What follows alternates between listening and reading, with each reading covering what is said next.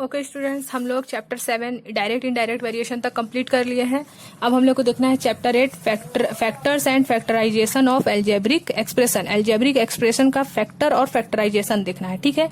तो algebraic expression का मैं इंट्रोडक्शन वीडियो डाल चुकी हूँ, अगर नहीं देखे हो तो प्लेलिस्ट में जाके एक बार देख लेना, ठीक है, चैनल में।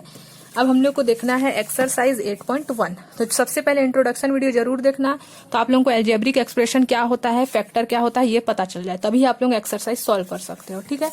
तो एक्सरसाइज 8.1 में क्वेश्चन दिया है, क्वेश्चन नंबर 1 क्या दिया है, क्वेश्चन नंबर 1 यहाँ देखो, क्वेश्चन नंबर 1 दिया है find out all the factor for the given algebraic expression. हम लोग का ये एक्सप्रेशन दिया है एल्जेब्रिक एक्सप्रेशन 5t²। ये कौन सा अगर मैं पूछूं ये पॉलिनोमियल तो है, लेकिन कौन सा है, ये कौन सा है, मोनोमियल है, ट्राइनोमियल है, बाइनोमियल। तो ये मोनोमियल है क्योंकि इसमें एक ही स्टेप है ना। वैसे हम लोग को ये पूछ नहीं रहा है, मैं सिर्फ आप लोगों को एक बार रिकॉल करा रही हूँ।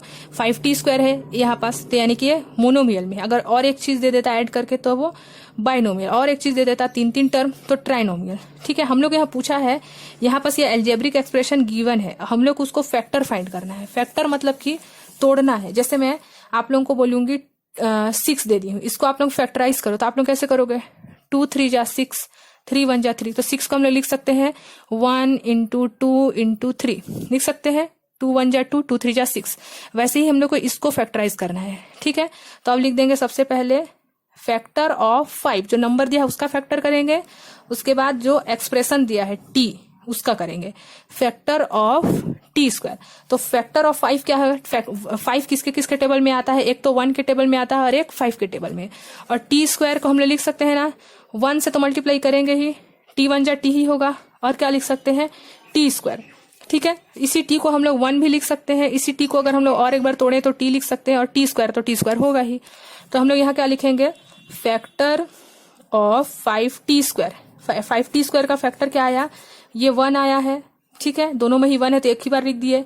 एक 5 आया है, फिर t आया है, फिर हम लोग इसी को लिख सकते हैं, देखो एक बार 1 लिख दिए तोड़ के, फिर 5 लिख दिए, फिर t लिख दिए। अब हम लोग यहाँ पास 5t भी तो लिख सकते हैं, फिर हम लोग यहाँ पास 5t² भी तो लिख सकते हैं, और क्या लिख सकते हैं, t² भी लिख सकते हैं। इसी को हम लोग ऐसे लिख सकते हैं ना, 1 5 t² 5t ऐसे लिख सकते हैं, बस इतना ही लिखना है। अब हम लोग देख लेते हैं क्वेश्चन नंबर 2। इसमें 7xy का, 7xy को कैसे फैक्टर करेंगे, सबसे पहले लिखेंगे फैक्टर ऑफ 7, फिर लिखेंगे फैक्टर ऑफ x, फिर लिखेंगे फैक्टर ऑफ y। देखो 7xy सबका फैक्टर, फिर लास्ट में लिखेंगे फैक्टर ऑफ 7xy। तो 7 का फैक्टर क्या है, 1 और 7 ही है, 1 और 7 के टेबल में ही आएगा। x का फैक्टर 1 और x है, y का फैक्टर 1 और y है, तो 7xy टोटल का फैक्टर क्या होगा, एक तो 1 होगा ही, 7 भी होगा, x भी होगा, y भी होगा। इतना तो हम लोग यहीं से देख के लिख लिए। अब क्या क्या होगा, हम लोग इसको ऐसे लिख सकते हैं 7x, फिर लिख सकते हैं 7y, एक बार 7x लिख लिए, एक बार 7y लिख लिए, एक बार क्या लिख सकते हैं xy लिख सकते हैं, और एक बार लास्ट में पूरा 7xy लिख सकते हैं, ठीक है। अब देख लेते हैं क्वेश्चन नंबर 3। क्वेश्चन नंबर 3 में क्या दिया है, 14l²m, 14l²m।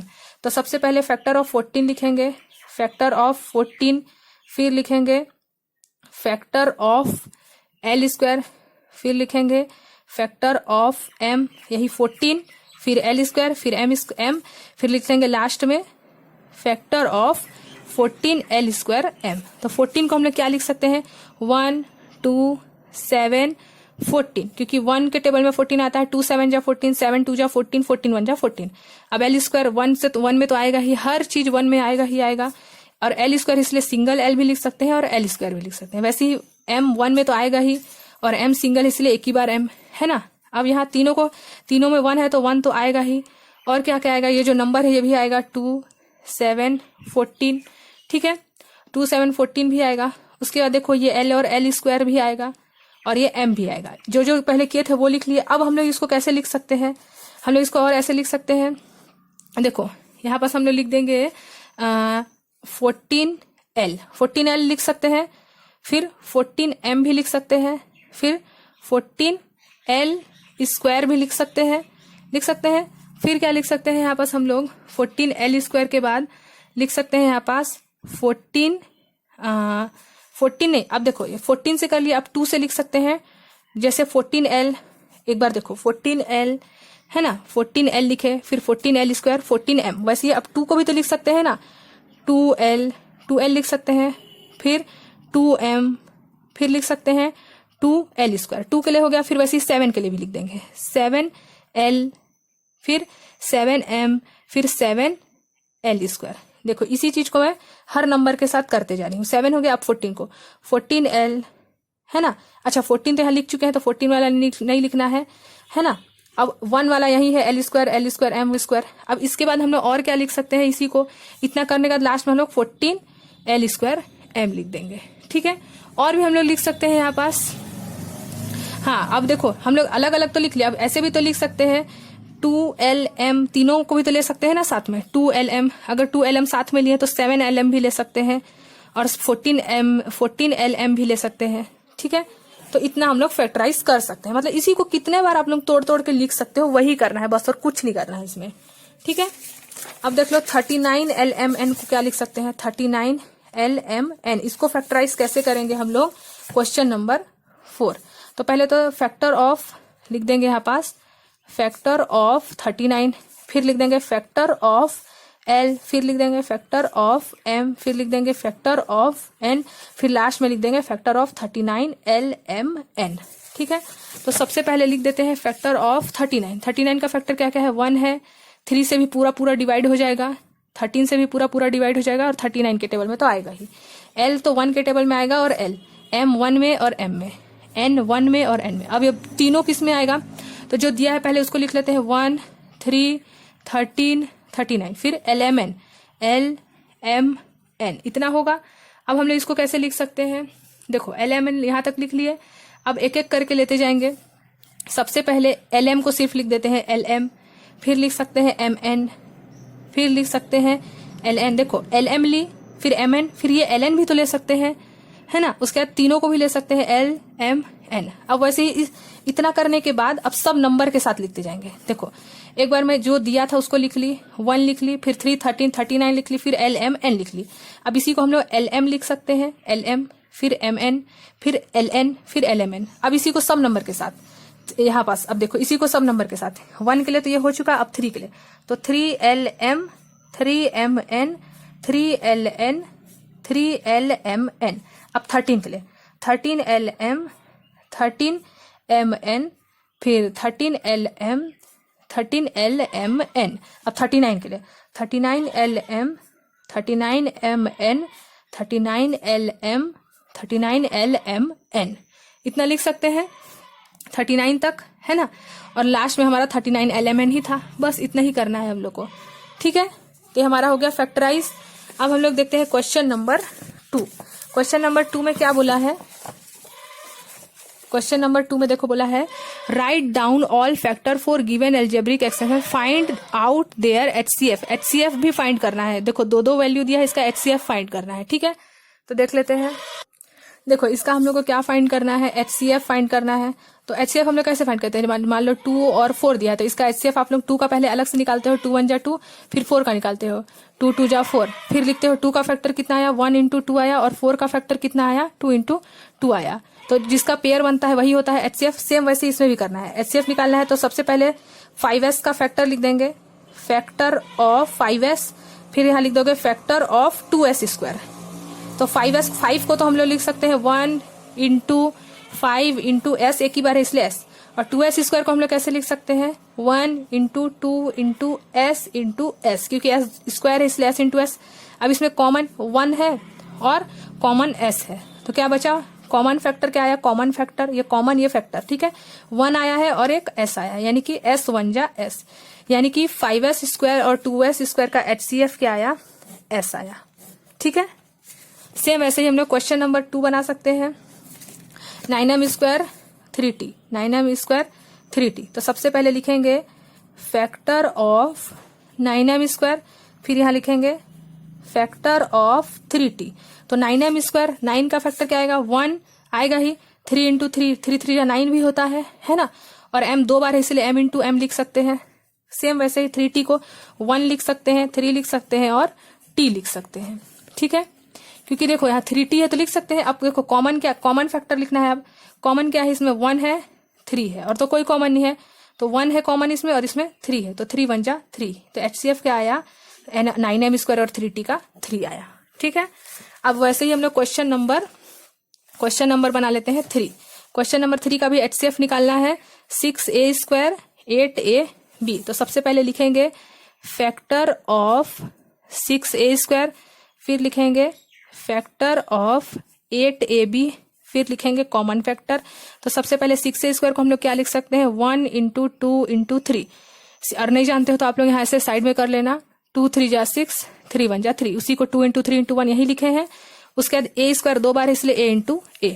ठीक है, वैसे ही 8 को भी लिख सकते हैं 1 × 2 × 2 × 2, 2 2 जा 4, 2 जा 8, 1 जा 8 आएगा। और a को लिख सकते हैं, एक भी बार है इसलिए एक बार है, b भी एक बार है इसलिए एक बार भी। अब कॉमन क्या है इसमें, 1 कॉमन है, 2 कॉमन है और a कॉमन है, तो लिख देंगे 1 × ये वाला 2, 2 × ये वाला a। तो हमारा HCF क्या आया, 2 1 जा 2, 2a जा a, तो 2a आएगा इसका HCF, किसका, 6a² एंड 8ab का। अब देख लेते हैं क्वेश्चन नंबर 4 में क्या दिया है, 7m² 6n, 7m² 6m। तो सबसे पहले फैक्टर ऑफ 7m² निकालेंगे, फिर निकालेंगे फैक्टर ऑफ 6m, फिर कॉमन फैक्टर। तो 7m को हम लोग लिख सकते हैं 1 × 7 × m × m, m 2 बार है इसलिए 2 बार m है ना। और 6 को लिख सकते हैं 1 × 2 × 3 × m, 2 3 जा 6, 1 जा 6 आएगा। अब कॉमन क्या है, 1 है और कॉमन क्या है, m है, तो 1 कॉमन है और m कॉमन है, यानी कि HCF क्या आया यहाँ पास, m 1 जा m। ठीक है, यही हो गया हमारा आंसर। अब देख लेते हैं हम लोग क्वेश्चन नंबर 3। क्वेश्चन नंबर 3 क्या करना है, find out the highest common factor for the following. Highest common factor मतलब HCF, इसका भी हम लोग को HCF ही फाइंड करना है। क्वेश्चन नंबर 3 का भी, क्वेश्चन नंबर 3 में क्या दिया है, 6m² L 12m L, इसका भी हम लोग को फैक्टर फाइंड करना है। ठीक है, तो सबसे पहले 6m² L का यहाँ लिख देना फैक्टर ऑफ, फिर यहाँ भी लिख देना फैक्टर ऑफ 12m L। मैं पूरा नहीं लिख रही हूँ, आप लोग को ऐसे लिखना है। तो 6ml को हम लोग 6 को सबसे पहले तो 1 × 2 × 3 लिख सकते हैं, m² को हम लोग लिख सकते हैं m × m, और l को लिख सकते हैं l। वैसे 12 को हम लोग लिख सकते हैं 1 × 2 × 3 × 3 2 जा 6, 2 जा 12 लिख सकते हैं। नहीं जानते हो तो 12 को आप लोग यहाँ साइड में लिख लेना, 2 6 जा 12, 2 3 जा 6, 3 1 जा 3। तो 2 × 2 × 3 × 1, 2 × 2 × 3 × 1 वही चीज है, बस मैं इधर उधर लिखती हूँ।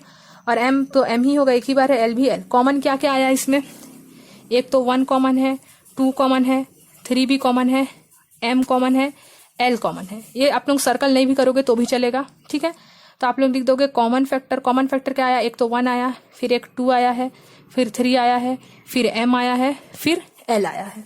तो हम लोग का HCF कितना आया, हाईएस्ट कॉमन फैक्टर कितना आया, 1 2 जा 2, 2 3 जा 6, 6ml आया।